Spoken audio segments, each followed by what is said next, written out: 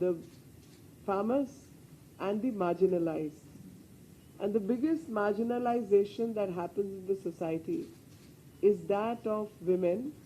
So automatically, the women's welfare has been part of his program. So past 9 years have showcased what is good governance. It has showcased what is the kind of speed with which country can progress and work, and what true development entails. This is how, on these three limbs, I can discuss the developmental process. And I must say, in past 9 years, it's not been easy. And in English, as we say, it's been a Herculean task. And it's been a Herculean task to deal with corruption. It's been a Herculean task to deal with Jan Seva. It's been a Herculean task to deal with development of the marginalized. It's been quite a task. But we all know the word Herculean task. We all understand the depth and the width of the enormity of a problem the moment I say Herculean task. But if I was to say it was a Bhagirath Prayas, how many of you would understand? Bhagirath Prayatna, how many will understand? The fact is, no, I'm very happy, everyone will. The fact is that across India, in our general matter of speech, we started using words like Herculean task. We stopped using words like Bhagirathi, Prayatna or Prayas. So it's what the point I'm trying to make is, the task was tough. We are on the right track. We've been delivered many promises. And this journey of 9 years has been a journey of delivery from promises. Not just open promises, but delivery from promises. And the civilizational change in value systems. And which got depicted yesterday. Nobody knew that a thing like Sangol existed in our country. Nobody knew the civilizational power of this country. And the task of Mr. Modi has been to develop, to progress, to do everything, and keeping the civilizational ethos and values of this country. And that's what he has been trying to do. And that was what my emphasis was, that Herculean task is something which is understood, but Bhagirathi Prayatna or Prayas is less spoken, is not talked about, because the elites who got into power post 1947, when India became independent, tried to deny that civilizational link to their own civilization from which they benefited.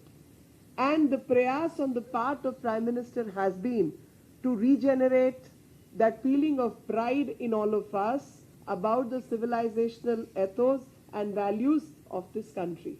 And that has been a Bhagirathi Prayatna or Prayas by itself. And I must say that when we talk about Jan Kalyan, if I can have the PPT. So they've already reached the vaccine. I must say that at the time of COVID or the pandemic, we got to see that so many systems collapsed, not only in India, but even amongst the more developed nations. A lot of countries, I would not like to name, but could not even dispose of their dead. Their dead bodies were kept in refrigerators for a very long time. But in India, which is not so rich, we had a very large population to deal with. Our infrastructures were weak, but instead of crumbling due to that weakness, he's one man who stood by his Kartavya Nishtha, by the deeds he did, and I'm sure all of us benefited by the Covaxin, Covishield, the vaccines made in India, and you can understand the impact of those vaccines, which have proved to be one of the best vaccines in the world.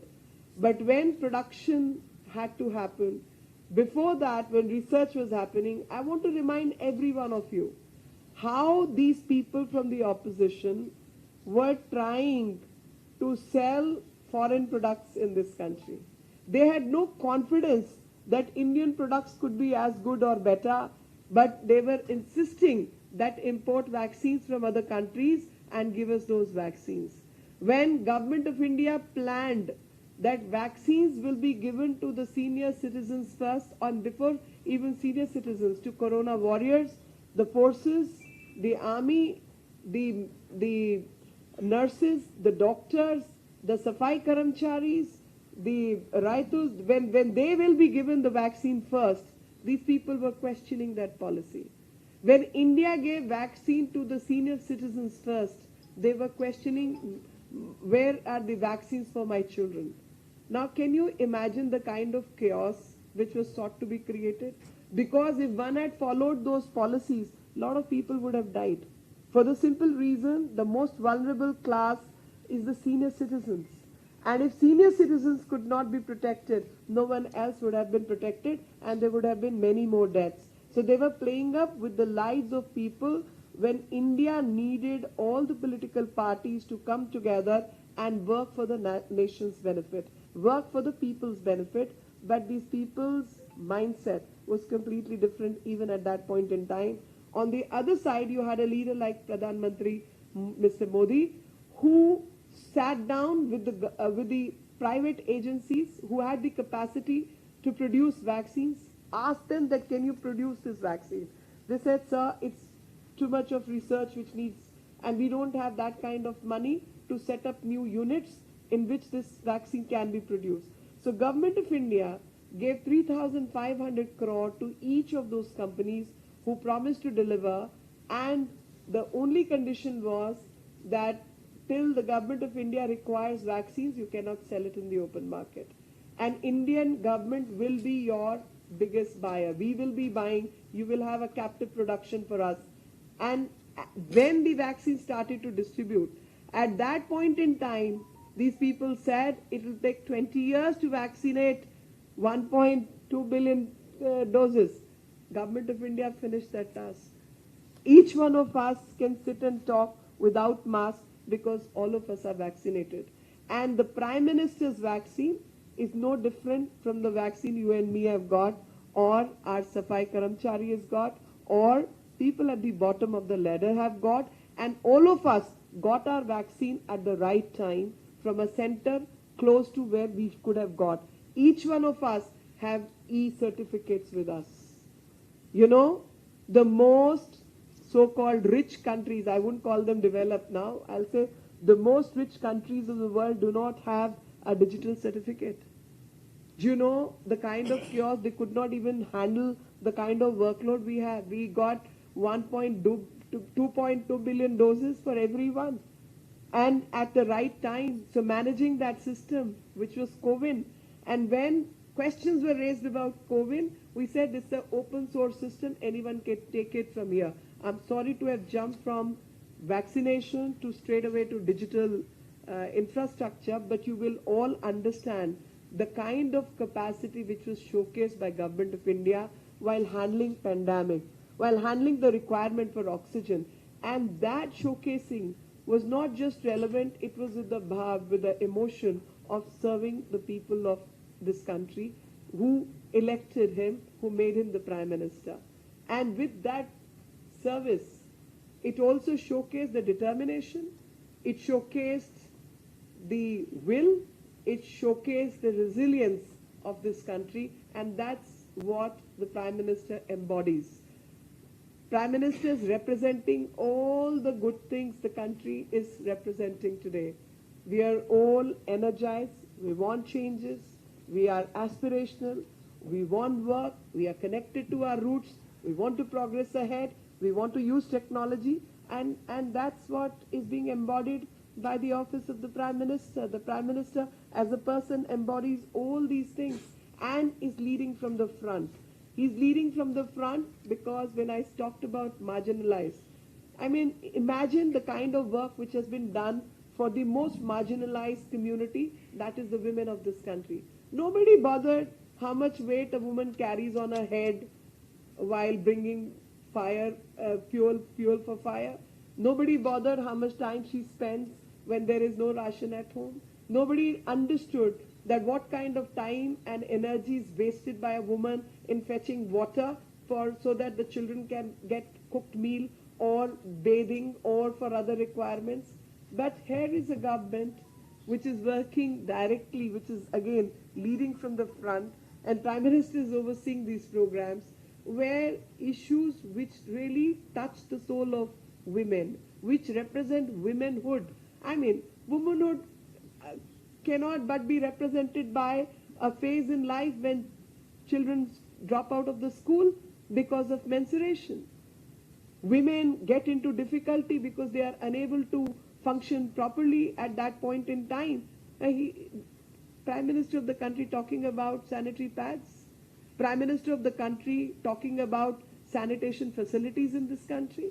Yes, yesterday he said we built the Parliament House, but we also built 13 crore toilets. That is the strength on which this government has worked.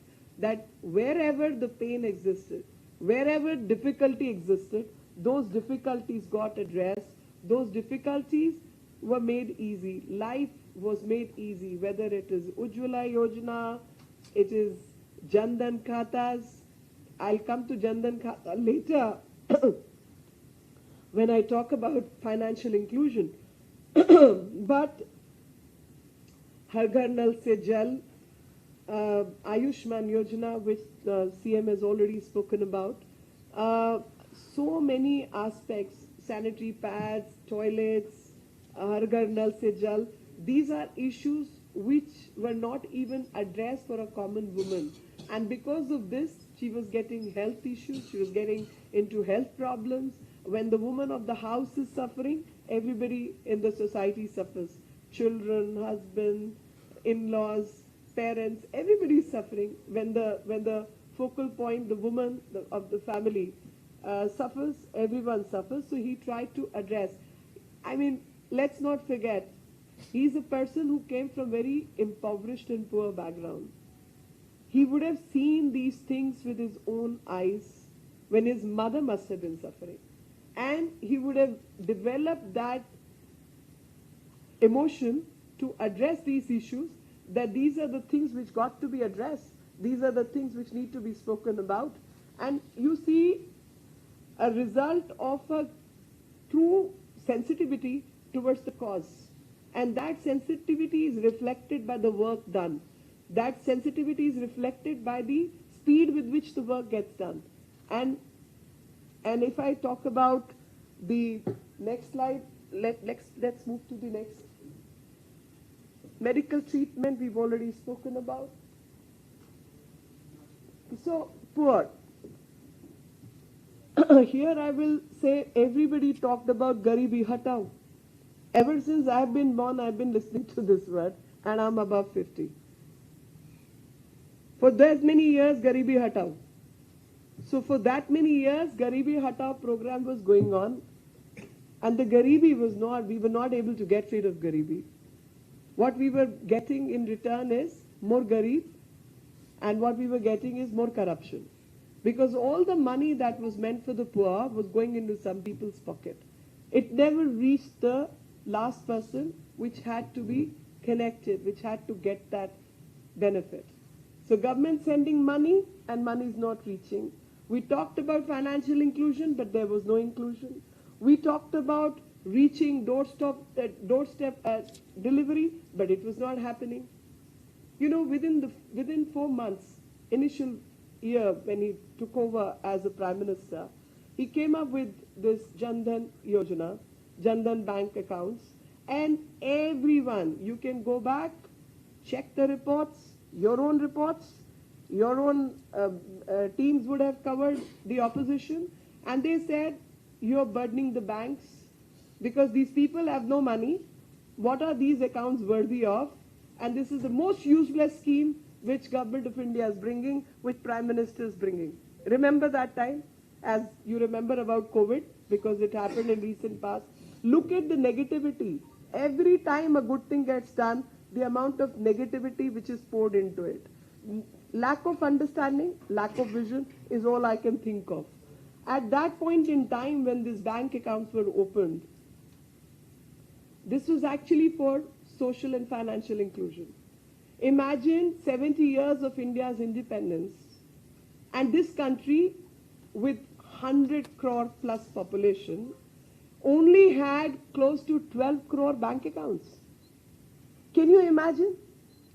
12 crore bank accounts for 100 crore people. This was the state. And more than 100 crore people were there. And there would have been families which would have got more than 5 accounts, 10 accounts just in one family. So not even 10 crore people had the bank accounts. At that point in time, it was decided to open the bank accounts, even for those who do not have money to put, but bank account be opened so that they get access to banking facility. And you see, even in terms of GDP, when you look at this figure, more than 50%, 60%, I must say, of our GDP comes from unorganized sector. And those people who are working in the unorganized sector had no access to the organized money, which is government money, public money, or public money's access was not available to those people. You know, a street vendor, a person selling mangoes, a person selling flowers, a person selling vegetables, a person running a tea stall, a woman selling papad, they had no access. So this financial inclusion, Jan Dhan Khata, was the biggest financial inclusion that could have happened anywhere in any country across the globe. And with these bank accounts, you give them access to public funding, you gave them access to financing, you gave them dignity, you brought in the money earned by them into the banking facility. Because they had the money, but they didn't know what to do with it. They could not enter banking system, but he brought them to the banks. And here were the bank officers who were going to them to open the bank accounts, giving them that sense of pride and dignity which is so much needed. And with that money, they got insurance, they got health benefits, they got easy loans, they could run their businesses, and then Government of India also got the record how much money is needed by whom. So Startup India, Stand Up India, Mudra Yojana, all these programs could be run because of one act of Jan Dhan Khata, which was initial scheme brought in. And that is the vision which this Prime Minister carried with himself when he took on as the Prime Minister. And you see the result in over 9 years. This has been a government which is there to serve the community, which is there to serve the people, reaching out to the unreached, talking about, not just talking about marginalized people, but working for the marginalized people and removing those impediments which are there and which are impeding a person's growth. Eliminating corruption. And that was the biggest thing that happened, eliminating corruption. Gati Shakti, the Prime Minister has already talked about Gati Shakti, CM has also talked about. So I must say, Gati Shakti, there are various verticals. And we've all seen that whenever any act of infrastructure is going on, how a road has to meet a railway station, how railway station needs to be connected with the port, how port needs to be connected with an airport, where the markets are going to be, where the locality is going to be, how many people are going to get impacted, where electricity will flow, where the transmission line for internet will come, where the water supply is going to come from. So many things need to be planned. And Prime Minister's Gati Shakti program is all about all those verticals. So no developmental activity needs to be seen in isolation. There has to be a bracket in which everything else needs to follow. And this program is one of its kind where you can see the speed with which we are working, where logistic chain management can be better, and this can lead to the economic well-being of all of us. and working at a certain speed. I mean, I'm sorry, but since I'm in a city of Bangalore, I can only give the example of Bangalore. So many issues from past are pending, including one flyover, corrupt practices, account given to someone, contract given to someone, not completed, etc., etc. I'm not going into the detail because it's a non-political press today. But I must say, how did, how many lanes highway? Mysore? 10 lane. 10 lane highway, Bangalore-Mysore, which was long desired by the people of the state, got completed in a record time. Yeah? This indicates corruption-free governance. This is indicative of the speed with which monitoring and good governance, because good governance is also about not just handing over projects, good governance is also about monitoring projects. Can you imagine India today has constructed more than 4 lakh kilometers worth of roads? Can you imagine, I mean, for a common parlance, I can say, without going into the record numbers, that 1.5 times the circumference of the earth is the length of the road which has been built over these years, in 8-9 years. When we came in 2014, you know, the highway construction had reduced to some 4.5 kilometer and some say 12 kilometer. There were probably different statistics for different areas. The area I come from, up north, it was pretty less, but on an average, even if it was 12 kilometer a year, per day, 12 kilometer per day, today it has gone up by 40 kilometers per day. 40 kilometers a day. So many people who were left without water.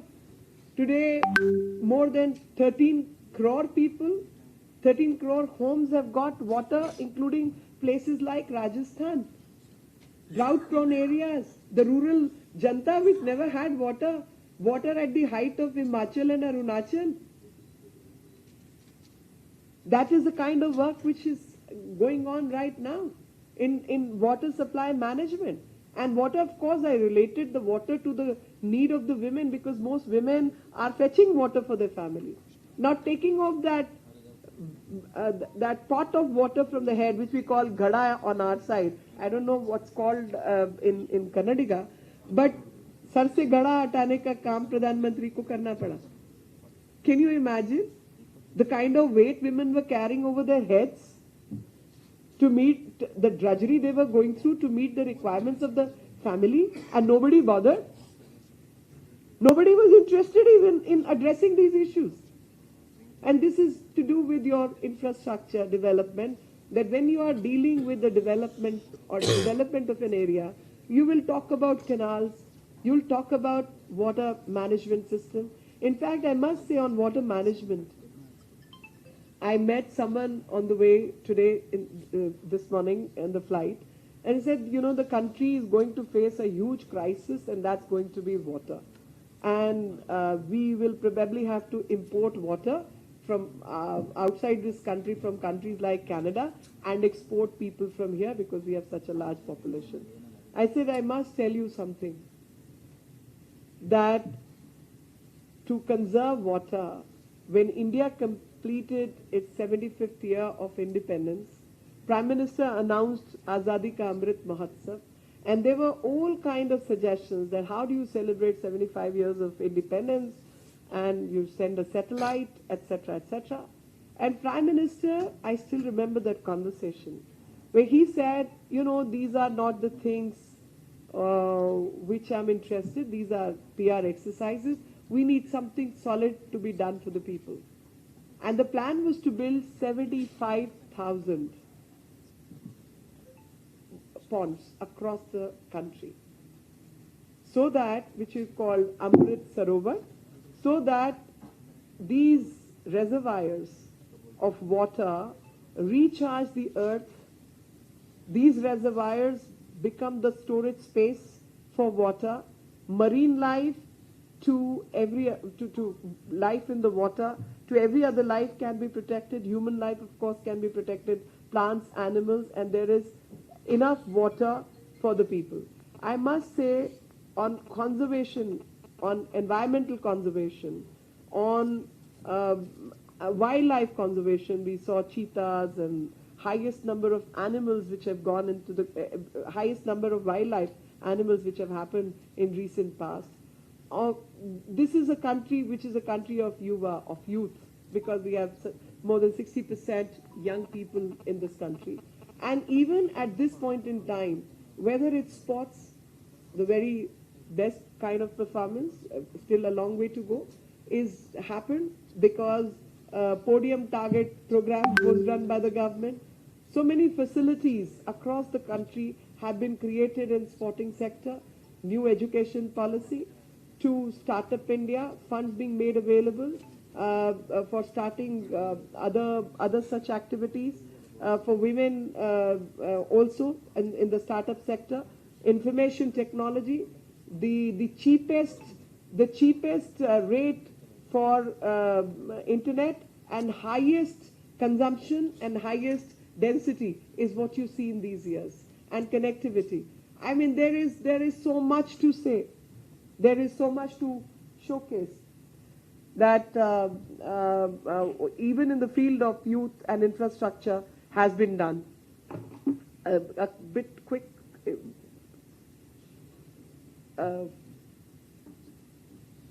So this is. I'll stop here. Virasat or Vikas, and that's where I started from. That while India will make progress, India will get ahead in technology, be it digital, be it infrastructure, be it anything, but we are also going to preserve our heritage and culture, and that's an example of our heritage and culture preservation, whether it's Kartarpur corridor, so on and so forth. Ram Mandir on our anvil. Could you imagine that Ram Mandir will happen? Did you imagine? I mean, I'm asking my friends on the dais. No.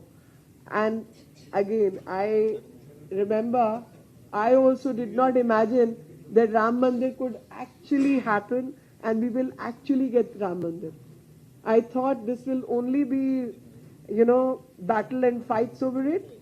The courts and outside the court, communities will have all kinds of opinion. But the civilization of this country, the ethical values which Ram represents, the concept of Ram, not just as a person but as civilizational icon, is what this temple represents. And whenever we talk about governance, we always talk about Ram Rajya. Ram Rajya because where everybody has a space. So it's a secular state with the values of Ram. And Ram needed to be given its due place, which this civilization was denying for such a long time, and has seen such a long history of skirmishes about it. But Ram Mandir is on the anvil and is happening. Expanding connectivity, I should just talk about bridges. I mean, Bogeybill Bridge in Northeast, which is pending for ages, forever. And no connectivity with Northeast, nobody worked for it, people were getting exploited, all kinds of their rights as civilizations were getting impeded, as people, as communities were getting impeded, but no conversation about development.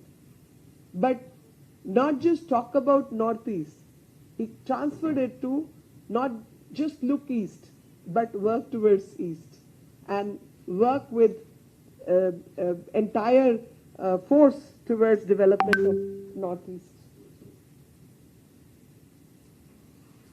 Security, whether it's technology, whether it's number of people, whether giving permanent commission to women in the army, whether it's giving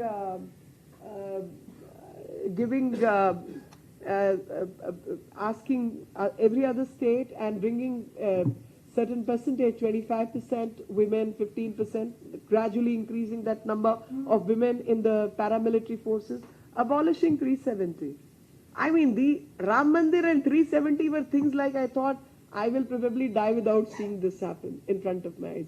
But that happened because it's directly related to the safety and security of our country. And G20 that happened recently at Srinagar showcased the strength of this country, and that's what this government has showcased, its determination to bring that change which was asked for by the country for a very, very long time.